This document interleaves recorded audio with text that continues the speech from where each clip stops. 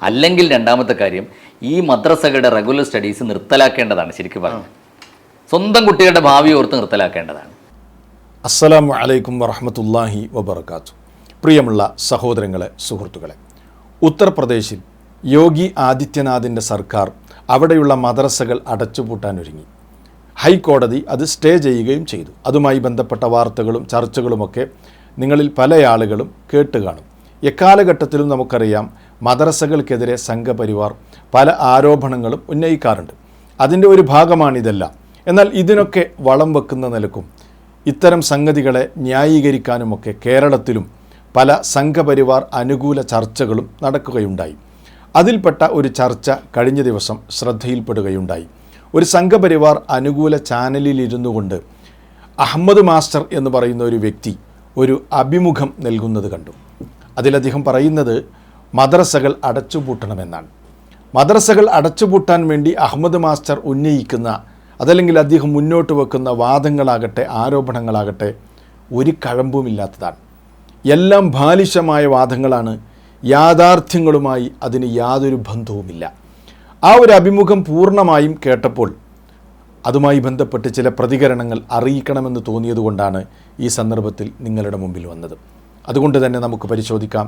ഈ അഹമ്മദ് മാസ്റ്റർ എന്ന് പറയുന്ന വ്യക്തി മദ്രസകൾ അടച്ചുപൂട്ടാൻ വേണ്ടി അദ്ദേഹം ഉന്നയിക്കുന്ന ആരോപണങ്ങളും അദ്ദേഹത്തിൻ്റെ വാദങ്ങളും എത്രമാത്രം ബാലിശമാണ്, അതിലെ അബദ്ധങ്ങൾ എത്രമാത്രമുണ്ട് എന്ന് നമുക്കൊന്ന് പരിശോധിക്കാം. ഈ ഒരു സംസാരത്തിലേക്ക് നിങ്ങളെ എല്ലാവരെയും സ്വാഗതം ചെയ്യുകയാണ്. حتى يتبين لهم أنه الحق. നോർത്ത് ഇന്ത്യയിലെ മദ്രസകളെ സംബന്ധിച്ച് വലിയ ബേജാറാണ് ഈ അഹമ്മദ് മാസ്റ്റർക്ക്.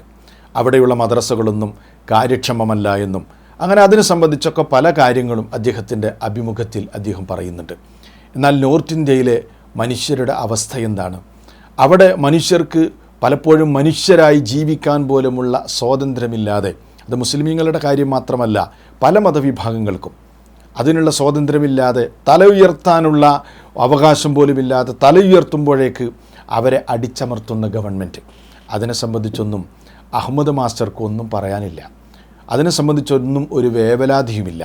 എന്നാൽ അവിടെ മുസ്ലിം സമുദായം നടത്തിക്കൊണ്ടിരിക്കുന്ന മദ്രസകൾ, അത് കേരളത്തിലാണെങ്കിലും നോർത്ത് ഇന്ത്യയിലാണെങ്കിലും അതൊക്കെ അടച്ചുപൂട്ടുകയാണ് വേണ്ടത് എന്നതാണ് അഹമ്മദ് മാസ്റ്ററുടെ ഏറ്റവും പ്രധാനമായ ആവശ്യം എന്നത് നമ്മെ അത്ഭുതപ്പെടുത്തുന്ന ഒരു കാര്യമാണ്. എന്നിട്ടോ ഈ യോഗി ആദിത്യനാഥ് എടുത്ത ഈ ഒരു തീരുമാനത്തെ, അതിനെ വെള്ളപൂശാൻ ആവശ്യമായ പല കളവുകളും അതേപോലെ ബാലിശമായ വാദങ്ങളൊക്കെ ഏതോ ഒരു ചാനലിലിരുന്നു കൊണ്ട് അദ്ദേഹം ഇങ്ങനെ പറഞ്ഞുകൊണ്ടിരിക്കുകയാണ്. ഏതാണെങ്കിലും ഈ അഹമ്മദ് മാസ്റ്റർ ഉന്നയിച്ച അദ്ദേഹത്തിൻ്റെ ബാലിശമായ ചില വാദങ്ങളുണ്ടല്ലോ, ആ വാദങ്ങളുടെ ഭാണ്ഡം അദ്ദേഹം ഒന്ന് അഴിക്കട്ടെ.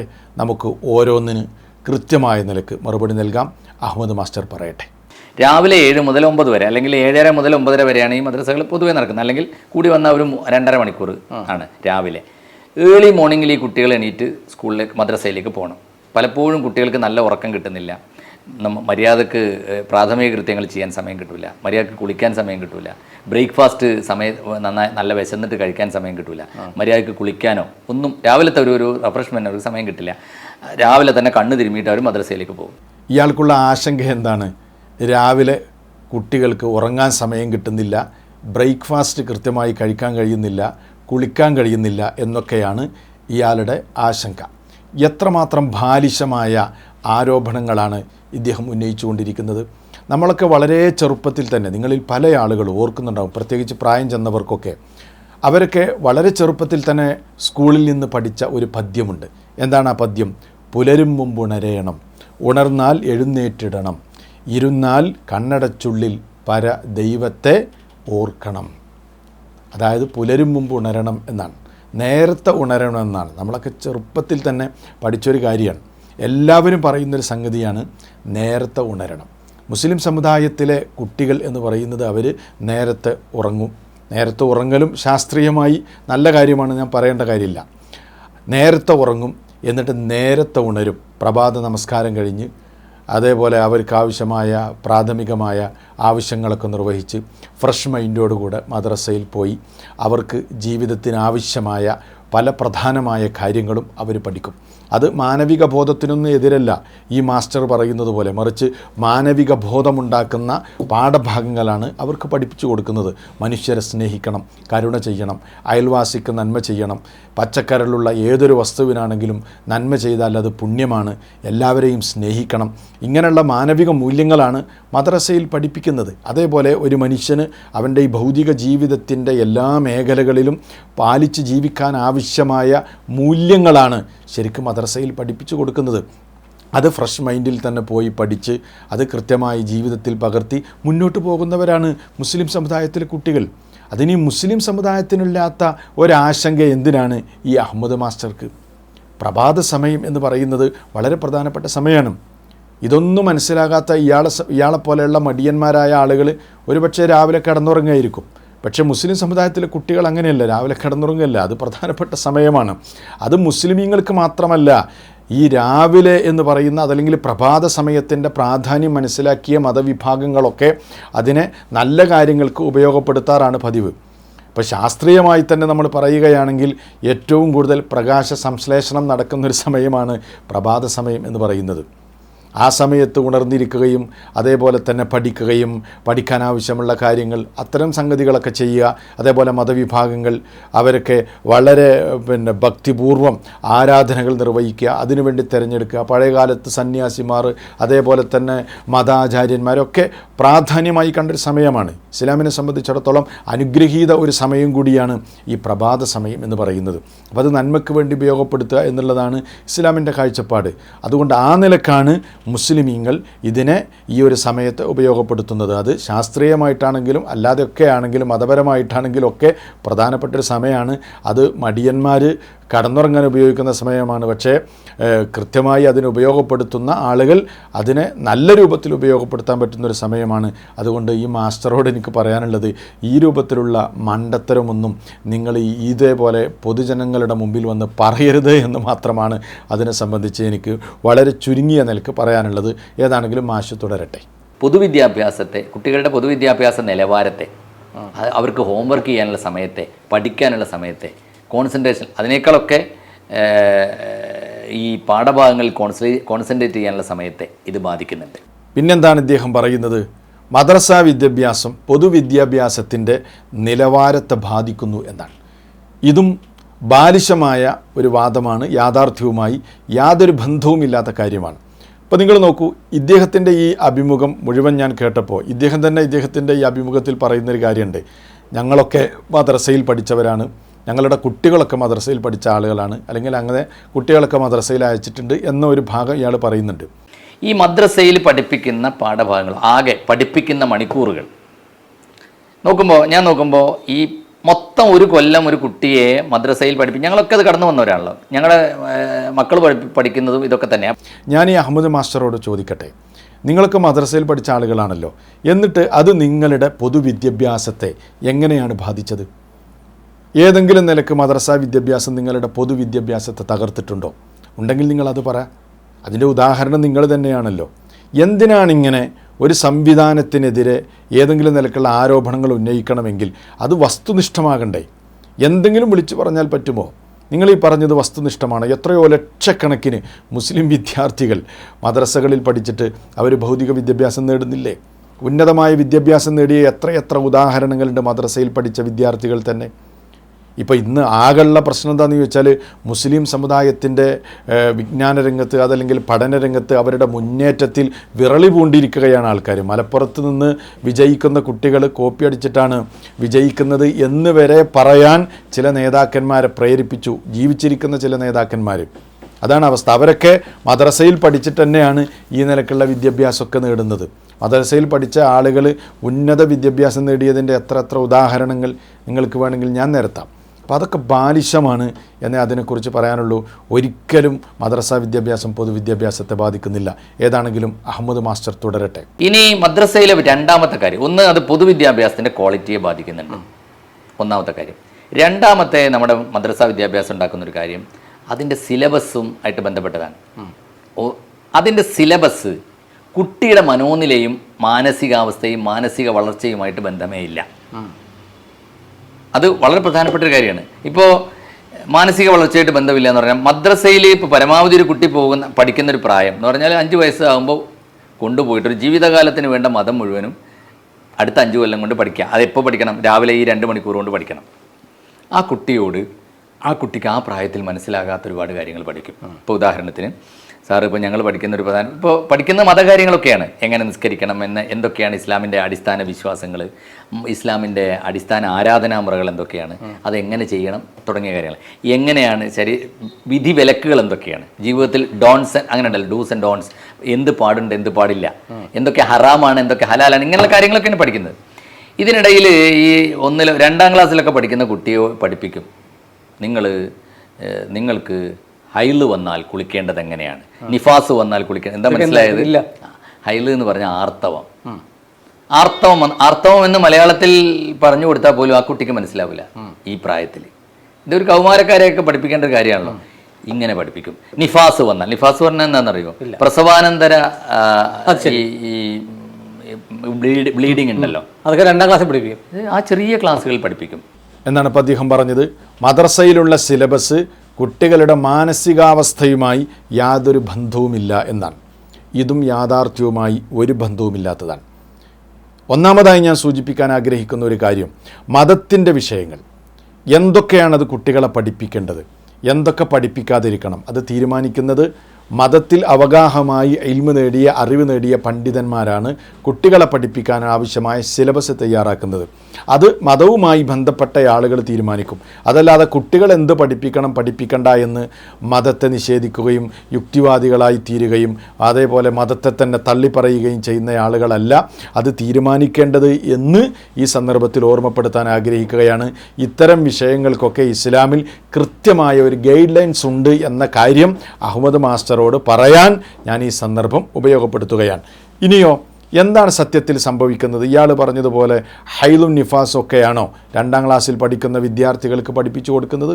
ഒരിക്കലുമല്ല. മറിച്ച് മദ്രസയിലെ ഒരു സിസ്റ്റം എന്ന് പറയുന്നത് മുസ്ലിമീങ്ങളെ സംബന്ധിച്ചിടത്തോളം 7 വയസ്സിന് മുമ്പ് ഒരു കുട്ടി നമസ്കാരം കൃത്യമായി പഠിച്ചിരിക്കണം. കാരണം 7 വയസ്സായാൽ നമസ്കാരം ശീലിക്കണം. 10 വയസ്സായാൽ എന്താണെങ്കിലും നമസ്കരിക്കണം. ഇസ്ലാമിലെ പ്രധാനപ്പെട്ട ആരാധനാ കർമ്മമാണ്. പക്ഷേ ആ നമസ്കാരം പഠിപ്പിച്ചു കൊടുക്കുന്നതിന് മുമ്പ് അതിന് മുമ്പുള്ളൊരു ചാപ്റ്ററുണ്ട്. അതെന്താണെന്നറിയോ? അത് ശുദ്ധിയുടെ ചാപ്റ്ററാണ്. അതിന് ത്വഹാറത്ത് എന്നാണ് പറയുക. ഇസ്ലാമിൻ്റെ ഒരു പ്രത്യേകതയാണ്. ഇസ്ലാമിക കർമ്മശാസ്ത്രം പഠിപ്പിക്കുമ്പോൾ ആദ്യമായി ആരാധനകളൊക്കെ പഠിപ്പിക്കുന്നതിന് മുമ്പ് 1ാമത്തെ ചാപ്റ്റർ, ലോകത്തുള്ള എല്ലാ കർമ്മശാസ്ത്ര ഗ്രന്ഥങ്ങളിലും 1ാമത്തെ ചാപ്റ്റർ എന്ന് പറയുന്നത് ശുദ്ധിയായിരിക്കും. എങ്ങനെയാണ് ഒരു മനുഷ്യൻ വൃത്തിയാകേണ്ടത്, മാലിന്യങ്ങളിൽ നിന്ന് ശുദ്ധിയാകേണ്ടത് എങ്ങനെയാണ് കുളിക്കേണ്ടത്, അതേപോലെ തന്നെ വുളൂ ചെയ്യേണ്ടത്, ശരീരത്തിൽ മാലിന്യങ്ങൾ ഉണ്ടെങ്കിൽ അതിനെങ്ങനെയാണ് ക്ലീൻ ചെയ്യേണ്ടത്, ഇത് പഠിപ്പിക്കുന്ന ത്വഹാറത്തിൻ്റെ ബാബ്, ശുദ്ധിയുടെ പാഠം. ഈ ശുദ്ധിയുടെ പാഠം പഠിപ്പിക്കുമ്പോൾ മൊത്തത്തിൽ ചെറിയ കുട്ടികൾക്കൊക്കെ നിസ്കാരത്തിലൊക്കെ ശ്രദ്ധിക്കേണ്ട കാര്യങ്ങൾ അല്ലെങ്കിൽ നിസ്കാരത്തിന് ആവശ്യമായ ശുദ്ധിയെ സംബന്ധിച്ച് പറയുമ്പോൾ അതിൽ മൊത്തത്തിൽ ഈ ആർത്തവം അതേപോലെ നിഫാസൊക്കെ മൊത്തത്തിൽ ചിലപ്പോൾ പറഞ്ഞു കൊടുത്തു എന്ന് വരാം. അങ്ങനെ പല മദ്രസകളിലും അങ്ങനെ സിലബസിലുണ്ട്. പക്ഷേ ഡീറ്റെയിൽ ആയിട്ടൊന്നും അവരെ പഠിപ്പിക്കുന്നില്ല. അത് തുടർന്നുള്ള ഓരോ ക്ലാസ്സുകളിലുമാണ് അവരുടെ മാനസികാവസ്ഥ പരിഗണിച്ചുകൊണ്ട് അത്തരം കാര്യങ്ങളൊക്കെ പഠിപ്പിക്കുന്നത്. ഈ ഒരു സംഗതി എടുത്തുകൊണ്ടുവന്നാണ് ഇദ്ദേഹം മദ്രസയെ ഈ നിലക്ക് മാനസികാവസ്ഥയുമായി യാതൊരു ബന്ധവുമില്ല എന്നൊക്കെ പറയുന്നത്. കുഞ്ഞുനാളിൽ തന്നെ കുട്ടികളുടെ മനസ്സിൽ ഈ ശുദ്ധിയെ സംബന്ധിച്ചുള്ള പാഠങ്ങൾ കൊത്തിവെക്കുമ്പോൾ അതവരുടെ ജീവിതത്തിൽ ഓരോ സന്ദർഭങ്ങളിലും അവർക്ക് ആവശ്യമായി വരുന്ന സന്ദർഭങ്ങളിൽ അവരത് ഉപയോഗപ്പെടുത്തുന്നു. അങ്ങനെയാണല്ലോ കുഞ്ഞുനാളിൽ നമ്മൾ പഠിക്കുന്ന ഓരോ പാഠങ്ങളും ജീവിതത്തിൻ്റെ ഓരോ തലങ്ങളിലും നമ്മളത് മറക്കാതെ നമ്മുടെ മനസ്സിൽ കാത്തു സൂക്ഷിക്കും. അതിനുവേണ്ടി ചെറുപ്പകാലത്ത് തന്നെ കുട്ടികൾക്ക് പഠിപ്പിച്ചു കൊടുക്കുന്നു. അതുകൊണ്ട് തന്നെ മുസ്ലിം വിദ്യാർത്ഥികൾ വളരുമ്പോൾ അതവരുടെ മനസ്സിൽ കൊത്തിവെച്ചതുപോലെ ആ ശുദ്ധിയെ സംബന്ധിച്ച് അവർ പ്രാധാന്യത്തോടു കൂടെ കാണും. അതല്ലാതെ കുളിക്കാതെ വൃത്തിയാക്കാതെ നടക്കുന്ന ഒരു സമൂഹമല്ല, ഒരു സ്വഭാവമല്ല മുസ്ലിം വിദ്യാർത്ഥികൾ എന്ന് മാത്രമാണ് അതിനെ സംബന്ധിച്ച് താങ്കളോട് ഉണർത്താൻ ഞാൻ ആഗ്രഹിക്കുന്നത്.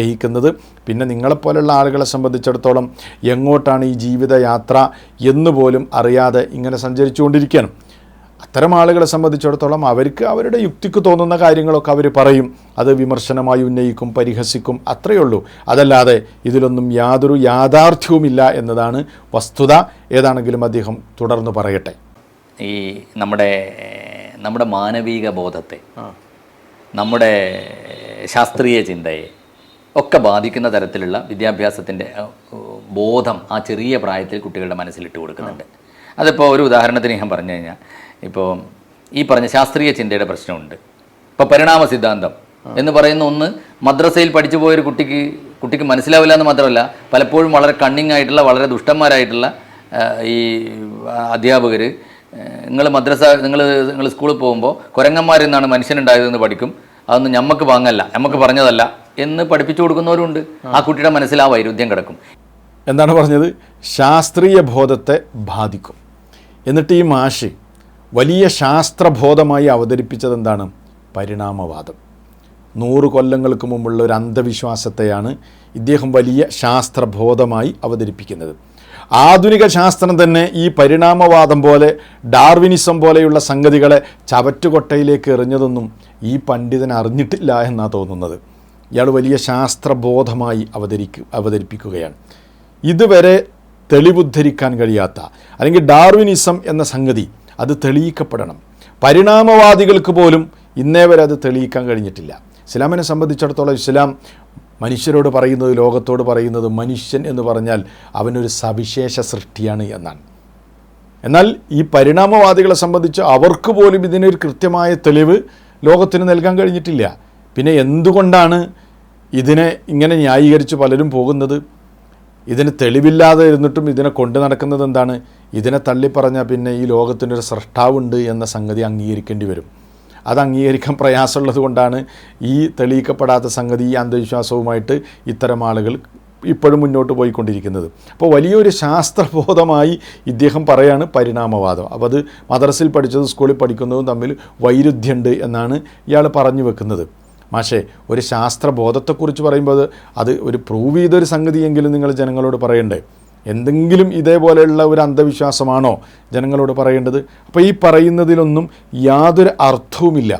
അല്ലെങ്കിൽ ഞാൻ ഈ അഹമ്മദ് മാസ്റ്ററോട് ചോദിക്കട്ടെ, നിങ്ങളുടെ മുത്തച്ഛനും ആ മുത്തച്ഛൻ്റെ മുത്തച്ഛനൊക്കെ അവരുടെയൊക്കെ മുത്തച്ഛന്മാർ സിംഹവാലനും ചിമ്പാൻസിയും ഒക്കെ ആയിരുന്നുവെന്ന് നിങ്ങൾ വിശ്വസിക്കുന്നുണ്ടോ?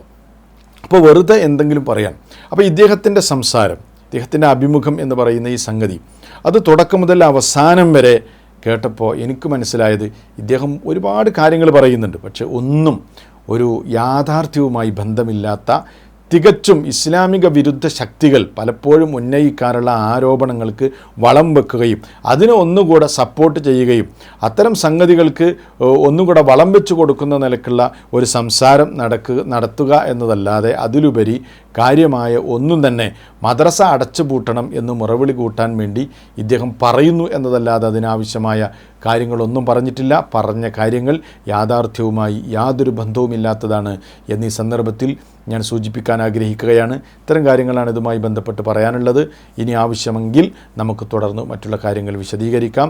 സത്യം സത്യമായി മനസ്സിലാക്കാൻ അള്ളാഹു എല്ലാവർക്കും തൗഫീഖ് നൽകി അനുഗ്രഹിക്കുമാറാകട്ടെ. വസ്സലാമു അലൈക്കും വറഹ്മത്തുള്ളാഹി വബറകാതുഹു.